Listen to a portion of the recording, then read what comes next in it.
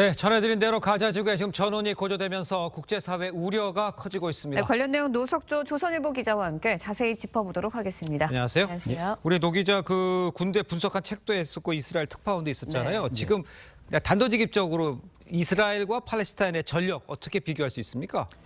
그 이스라엘 군을 10이라고 항정을 하면 네. 하마스는 1도 아닌 0.1 정도라고 말할 수 있을 것 같습니다. 네. 이스라엘의 정규군은 18만 명이고요. 이번에 그 예비군을 동원해서 30만 명의 그 예비군을 동원을 했습니다. 네. 첨단 탱크, 전투기도 있고요.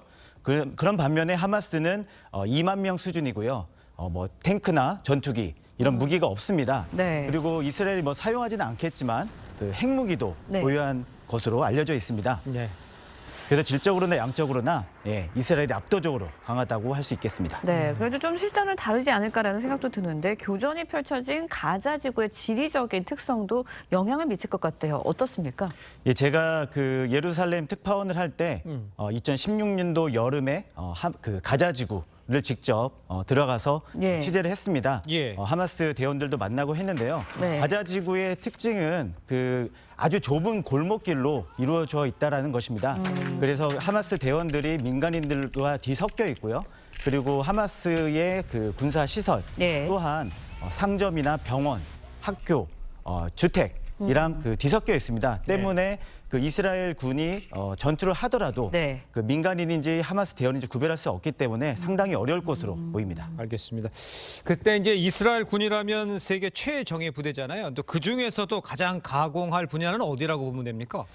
제가 그 이스라엘 군 부대 여러 군데를 다녔고요. 네네. 거기에서 뭐 정말 18살 고등학교 갓 졸업하고 군에 입대한 신병부터 그리고 고위 장성까지 만나보았습니다. 예. 제가 볼 때 이스라엘 군의 강군은 예. 정신 전력이다라고 일단 말씀을 드릴 수 있을 것 같습니다. 이스라엘은 특이하게 우리 그 이스라엘 국민이라는 이 세속적 정체성과 그리고 유대인이라는 종교적 정체성 그리고 그 2000년 동안 나라를 잃었다 다시는 잃지 않겠다 네. 그리고 홀로코스트라는 이 대학살을 당했는데 두 번 다시는 같은 경험을 하지 않겠다라는 그 역사적 정체성을 강하게 갖고 있다는 특징이 있습니다. 예. 이런 점이 그 세 가지 정신 무장이 되어 있다는 점이 특징이고요. 또 다른 하나의 특징은 이번에 30여만 명의 동원령을 예비군 동원령을 내렸는데 정말 정예군과 같은 네. 예비군을 가지고 있다.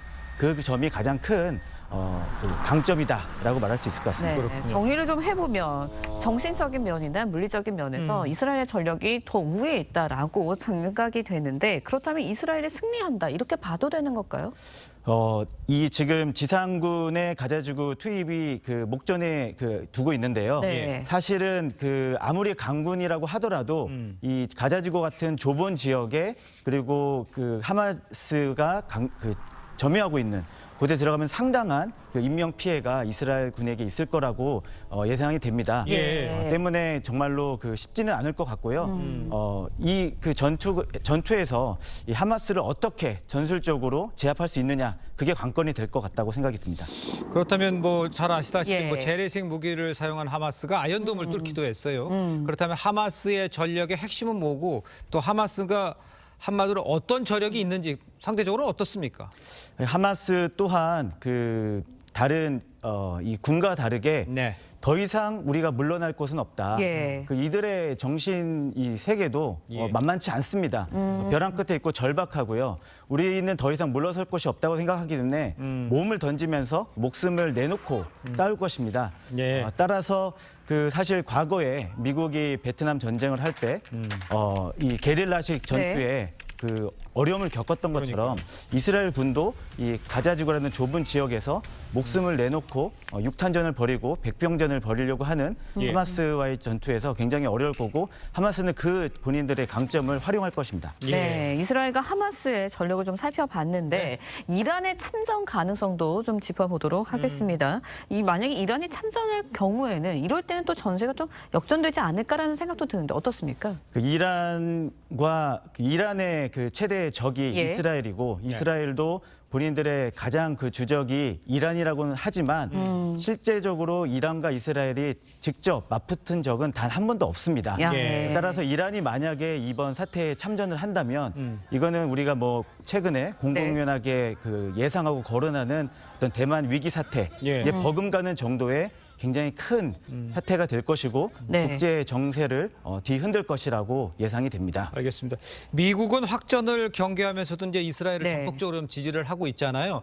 미국이 참여할 가능성은 없겠죠. 어떻게 봐야 됩니까? 그 지금 블링컨 그 미 국무부 장관이 네. 지금 이스라엘 방문을 했고 주변 그 아랍 국가들과 회동을 하면서 예. 최대한 확전을 막으려고 노력하고 있습니다. 예. 참전이라고 한다면 미국은 그 외교전을 펼치면서 이번 사태를 최대한 네. 관리하려고 할 것이라고 저는 이제 보고 있습니다. 예. 네, 이란과 미국의 또 참전에 대해서도 저희가 잠시 이야기를 해봤는데 사실 가장 우려되는 게 확전 아닙니까? 제3차 세계대전으로 확대되지 않을까라는 이야기도 있는데 어떻습니까?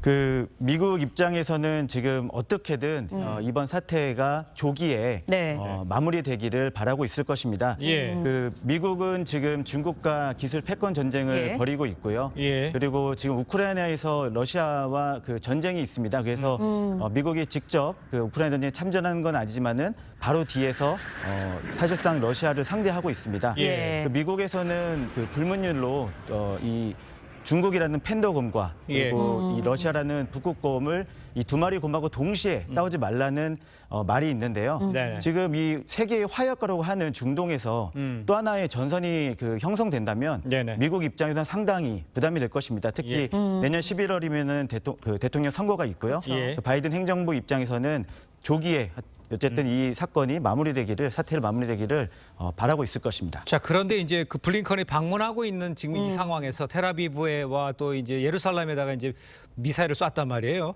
그러니까 가자 지구의 문제가 아니라 지금 네. 바깥으로 이제 확산되고 있는 양상이잖아요. 이렇게 된 상황이면은 이건 어떤 식으로 정리가 될까요? 지금 이 하마스의 이 기습 공격은 단순히 하마스만의 예. 문제는 아닙니다. 지금 그 많은 전문가들이 말씀하셨듯이 예. 이 그 군사 조직인 하마스가 어떻게 이스라엘의 그 방공망을 그리고 이 방어 전선을 뚫었는가에 대해서 굉장히 예. 많은 의문을 갖고 있습니다. 때문에 배후 세력이 있다라는 추측이 나오고 있고 이와 관련된 구체적인 정황도 지금 나오고 있는데요. 네. 네. 분명 이번 사태가 확전 되기를 바라는 세력들도 분명히 있을 것입니다. 그렇겠죠. 네. 그러다 보니까 지금 이렇게 블링컨 국무부 장관이 이스라엘을 방문하는 도중에도 예. 도발을 하는 사태가 벌어지고 있다라고 보입니다. 네. 우리가 지금 학전에 대해서도 좀 이야기를 예. 나누고 있는데 중동 전체로 전쟁이 좀 확대될 가능성 아예 없다고 봐야 할까요? 아니면은 가능성이 좀 있다고 봐야 할까요? 저는 지금 가능성이 어느 정도는 있다라고 생각을 합니다. 예. 그 미국이 확전을 잘 되지 않도록 예. 관리를 한다면 좋겠지만 네. 지금 그 하마스나 그리고 이스라엘 그 내부 정치적으로도 이번 사건을 간단하게 그 마무리 휴전하는 걸로 예. 끝내고 싶어 하진 않을 것입니다. 이스라엘 네. 정부 입장에서도 전례 없는 치명타를 입었고 예. 이 정부 입장에서도 이번 사태에 대해서 어떤 정치적 면분 잘 반격을 했다라는 예. 것을 얻어야 되기 때문에 예.